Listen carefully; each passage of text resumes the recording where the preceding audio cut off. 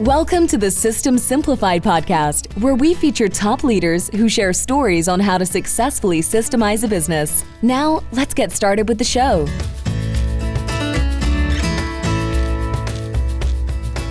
Hello, Adi Klevit here, the host of the System Simplified podcast, where I feature top founders, entrepreneurs, and thought leaders about systematizing a business. And today's episode is being brought to you by Business Success Consulting Group, where we create, document, implement, and optimize processes and procedures so businesses can grow and thrive. And today's guest is Sneer Rozenfeld. Hi, Sneer. Hi, how are you doing? Doing well, thank you. It's great to have you on this podcast. So, Sneer, you are the CEO of a company by the name of Cyber 2.0. And your specialty is cybersecurity.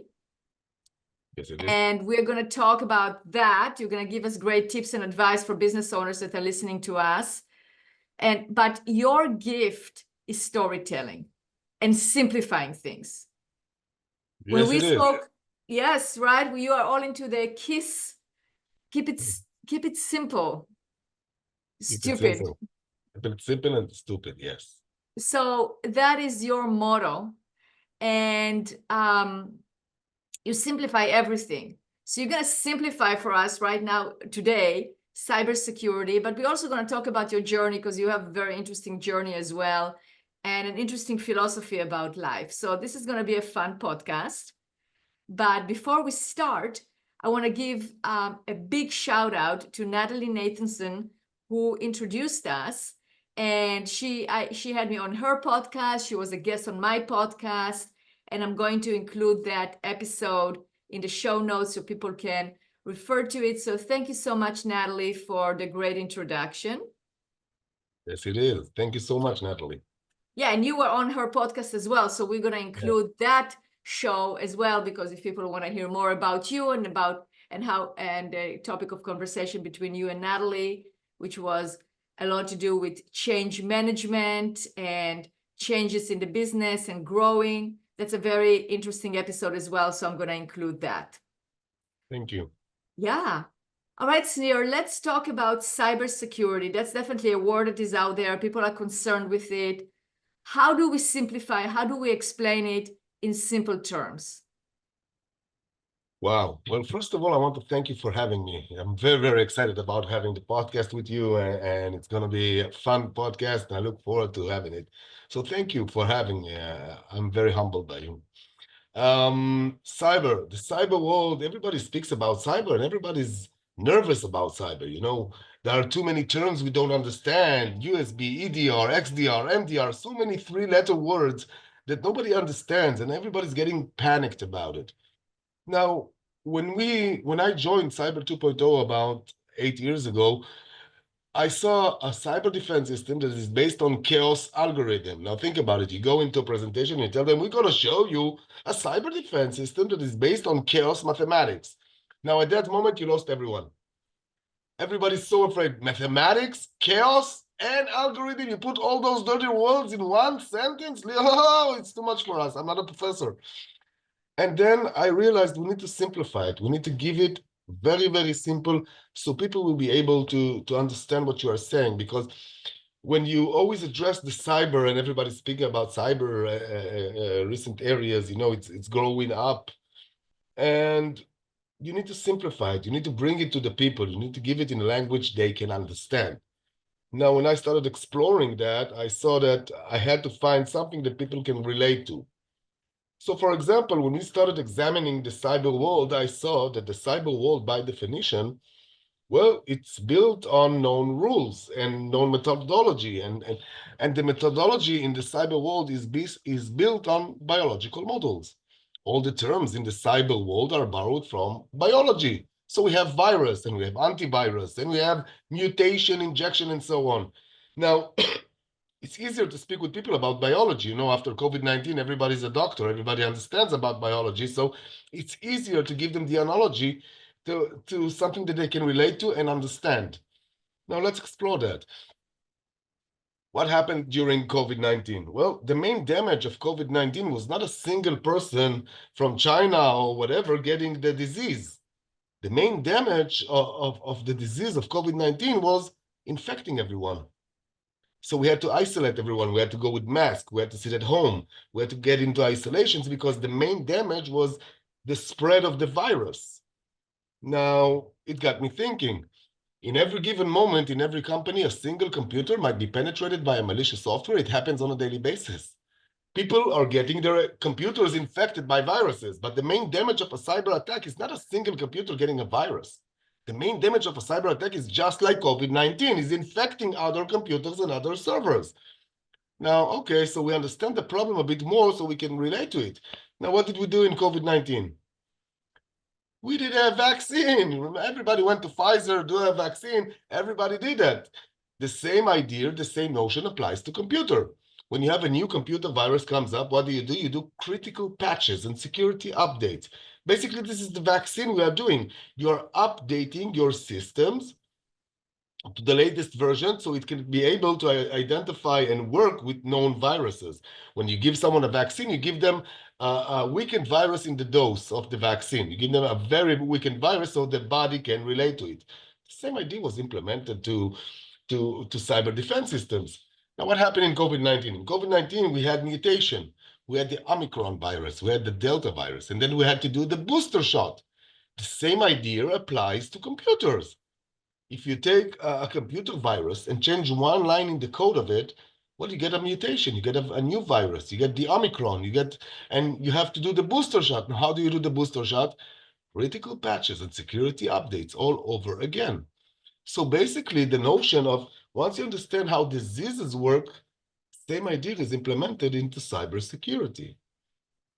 Now, this was basically simplifying it as the best way that I could to let people understand how we can solve it. Now, then I told them we are using chaos algorithm. Now, every time I said chaos algorithm, people went to chaos. What does he want from me? And then I had, again, to simplify chaos algorithm. Now, it's very difficult. You must understand, we have a board member, which is a professor of mathematics, so we can authenticate it. We are using genuine chaos algorithm. Now, how can you simplify chaos algorithm? I mean, Albert Einstein couldn't do it. What is a chaos algorithm? Let's start with that. Oh, what is chaos algorithm also? Does it mean? Does it mean a mess? When you say about chaos, everybody thinks about a mess. And no, it's the other way around. Chaos is complete order, way order, meaning if you move this pen from here to here, you have chaos. You cannot change anything. Now, this is the main idea. So I had to search which system do we know that uses chaos algorithm. And then it was very interesting. A system that we know from a daily basis that is based on chaos algorithm, well, it's the weather. The weather is a chaos-based system. What does it mean? It means, for example, the weatherman might be telling us it's going to be raining in Florida tomorrow, right? But eventually, a plane went through the clouds from, I don't know, from Barcelona, went through the cloud, did something, and as a result of a chain reaction, it didn't rain, even though the weatherman told you it's going to rain. The same idea of a system that cannot be 100% predicted as the weather, we implemented it into cyber defense systems.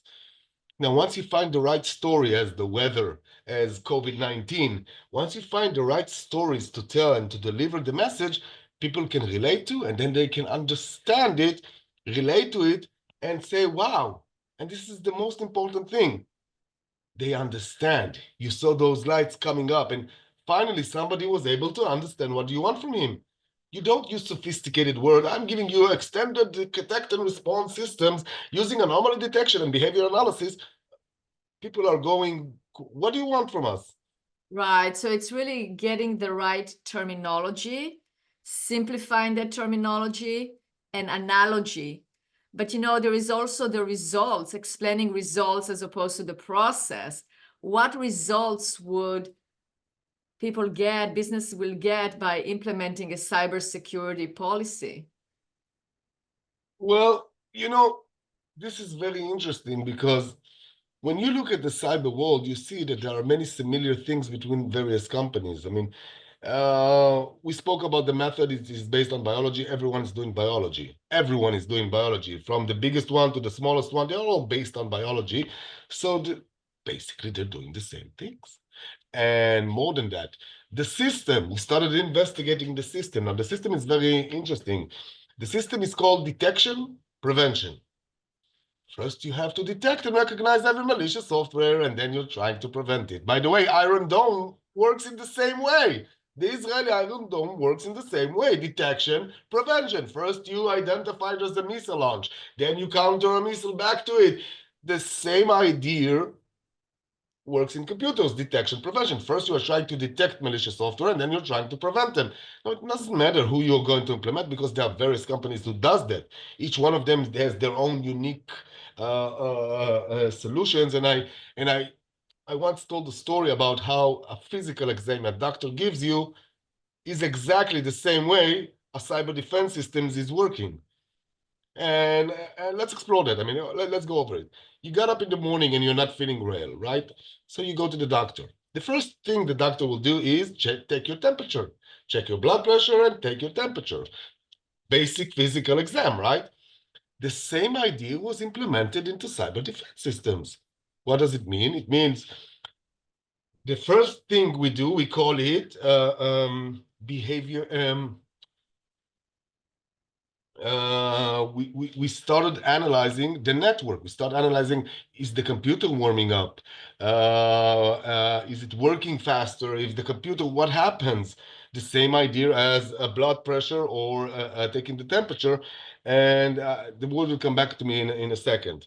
So the blood is clean, right? It's diagnosis, basically. Yeah, it's diagnosis. Now let's move forward. I have no fever and the blood pressure is okay. So the next exam a doctor does is he takes a blood pressure. Or in COVID-19, they stick it up your nose and they try to check within the cells of your nose if you have already known viruses within your system. In cyber world, it is called deep pocket inspection. The defense systems are scanning all your folders to see if there are any remnants of known viruses. So the blood is clean and I have no COVID-19. The last exam the doctor will give me will start asking me, have you stopped eating meat? Have you started jogging? Have you did anything? This is called behavior analysis. The same thing applies to computers. If John is sending 200 emails a day and suddenly is sending 400 emails a day, you have a new behavior analysis. It's not legit and you have to check it. So basically, you can do deep pocket inspection, behavior analysis, and other exams to see if the anomaly detection. You can check anomalies in the computer to see if it's warming up. The same thing we do in the blood pressure and the temperature. So the same three principles that defense systems are using as anomaly detection, behavior analysis, and deep pocket inspection, they're basically a physical doctor exam. Now that's amazing. Now you have to implement now hackers know that. So it's very easy to penetrate, and we've seen everyone's getting attacked. You know, we've seen Disney, we've seen Marvel, we've seen the US Post Office. Everyone is getting attacked. Now, those companies have billions of dollars budget for security measures, and still they're getting attacked. And this is what was driving us when we started the company, how we can give a new policy, a new set of defense in an old world, which is based on already known rules, which are biological rules. And the method is detection prevention. Now, once you realize the problem, you already solved 50% of it. Now let's move it over. But Sneer, can we do prevention ahead of it, if ahead of detection, like preventative medicine, if we are getting the analogy of biology and medicine? You know, sometimes before you have, yes, like detection, prevention, oh, you have a heart attack. Okay, now let's get you to ICU and handle the heart attack. But before that, there were indicators, or there were things, if you actually live a certain lifestyle, you probably have less of a probability to get that heart attack. Yes, but you're speaking biology, and I'm trying to secure computers, and computers are not biological beings. A computer cannot get a heart attack. But you can have behavioral of the user in terms of just reducing the risk, right? I mean, if you don't open suspicious emails, if you don't, like, how do the viruses get into the computers?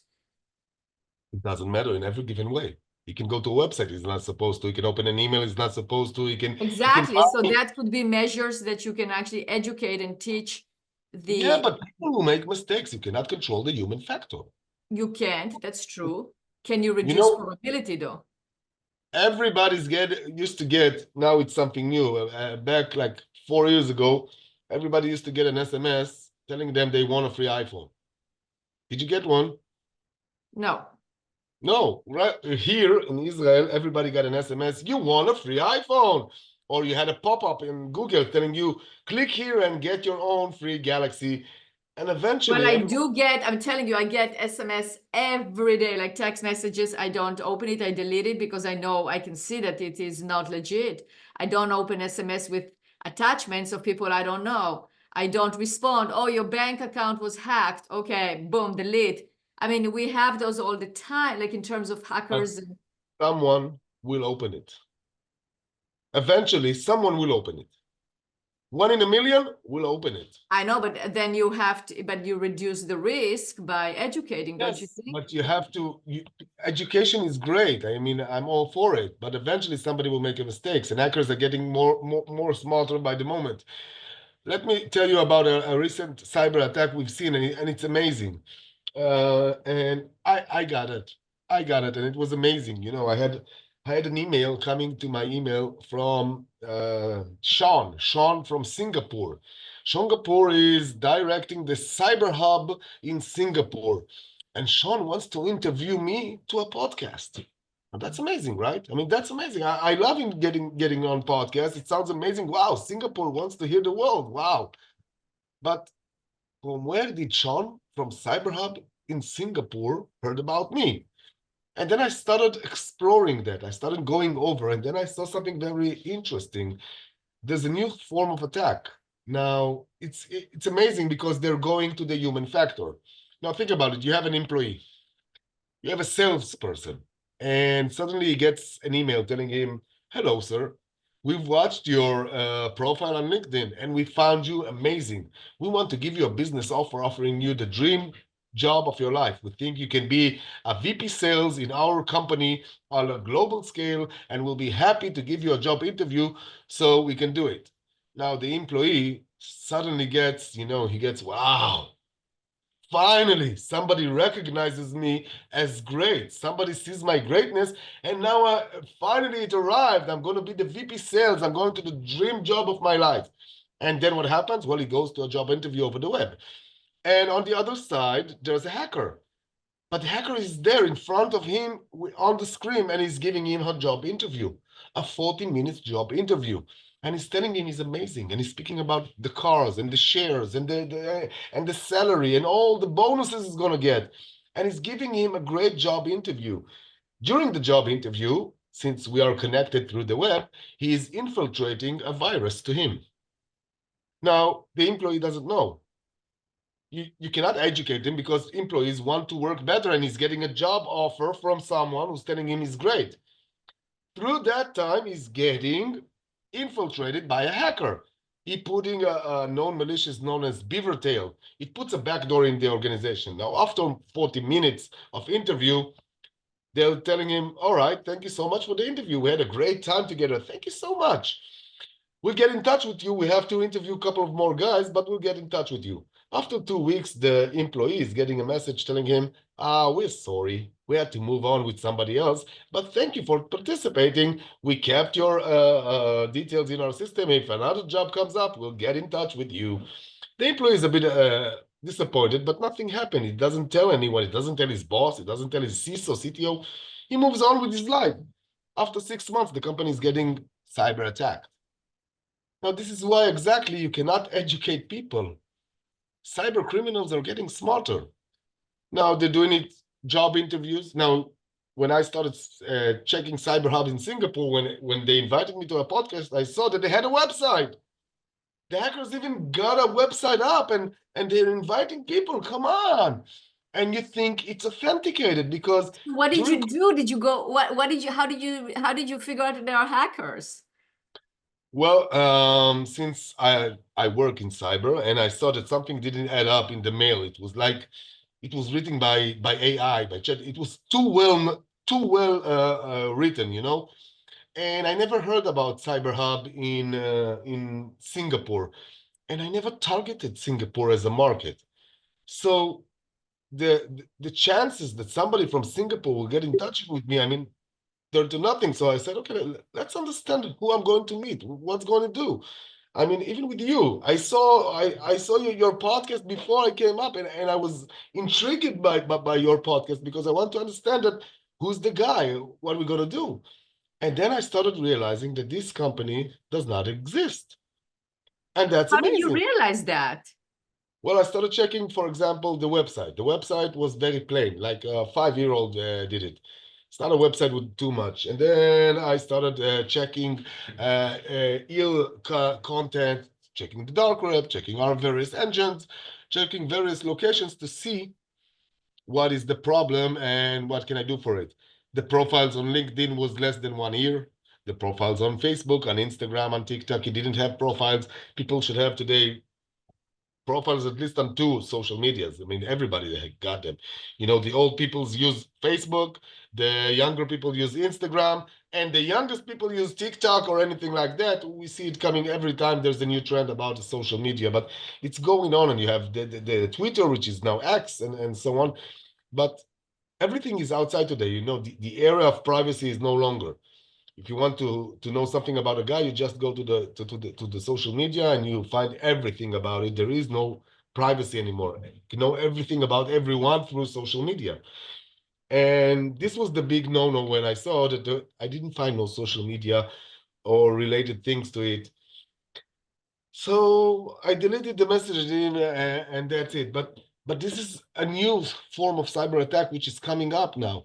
So you cannot educate people because the hackers are smarter than Look, you educating. I understand that, and I do understand it comes from different places, so there is no black and white. But what you did is think and analyze and investigate and detect, right? So if something looks suspicious to you, if you have that feeling that it's suspicious, it probably is. So you have to investigate further in order to find out. Yeah. You know, through the web, well, we think that we are smarter. We got the web, everything, we can see everything, but basically we are 80% blind. When we meet in person, I have all my instincts working on. I can see, I can hear, I can touch, I can feel, I can taste, I can do everything. I have all my instincts. Now, when you go online, you can not, you only rely on your eyesight. Sometimes you can also hear, but that's it. You see what I chose, what I choose that you will see. Now think about it. It's a brand new world. It's a It brand is. new world. And you're blind with most of your senses. You don't use them. And this is amazing because Right, and also the emotion can be faked by using AI. Absolutely. oh wow, the AI has just started and it's amazing, amazing, amazing. We've seen so many interesting things going on with the AI. I mean, that's amazing. Absolutely. Absolutely. So Sneer, what is your advice to business owners that are listening to us right now?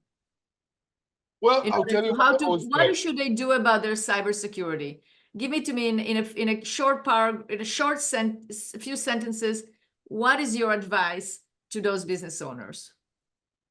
Well, one thing we can do is this. Albert Einstein used to say, if you keep doing the same things, you will always get the same results.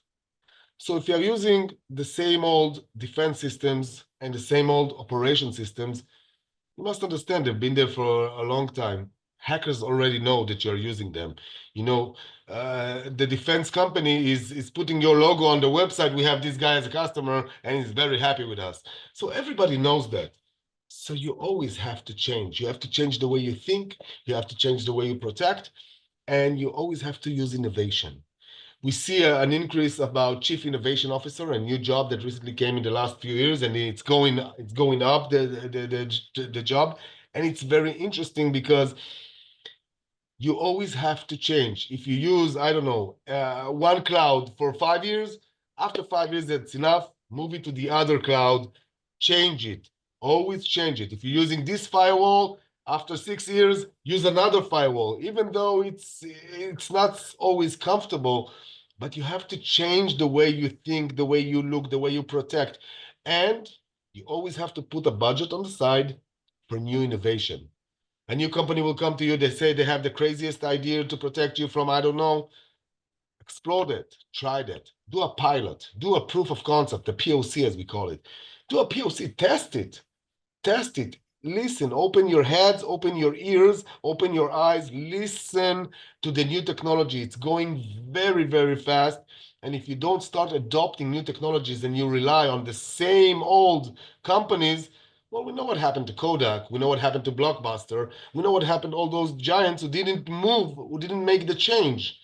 If you don't make the change and adapt to the new era, and the new era is, I'll tell you this. A few days ago, my son came to me and he says to me, Dad, do you have ChatGPT? Now he's a 10-year-old. And it sounded something like that. Dad, do you have ChatGPT? And I didn't understand what he wanted. And I said, do you have ChatGPT? And I said, of course. And I was so excited. I'm going to teach my son about AI. I'm going to teach him. And then I was shocked how much he knows. He does his homework using ChatGPT. Think about it. A 10-year-old child uses AI to do homework. Now, this is the generation which is growing and they're 10 years old. What will happen in the next 10 years? So we always have to think forward. We have to take it to the next level. We always have to test, to change, to adopt new technologies because it's constantly changing all the time. If you keep doing it, the same things, you will always get the same results. And it's always changing. You cannot rely on those old stuff. You must move forward. Great advice. Great advice. Sneer, it's been a pleasure having you on the podcast. If people want to get a hold of you, what's the best way to get a hold of you? Well, you can find me on social media. We spoke about it. I got TikTok, I got LinkedIn, I got Twitter, I got Facebook, I got even those Chinese social media. You can find me everywhere. I got a YouTube channel, and you can find me on LinkedIn, on Facebook, on Twitter, on TikTok. Great. We'll include the links to that. And thank you so much for being a guest on this podcast. That was definitely a very interesting conversation, very lively. And we learned some things here. And thank you for the advice. Thank you so much for having me. It was a great podcast. I'm so grateful. Thank you so much. You're welcome.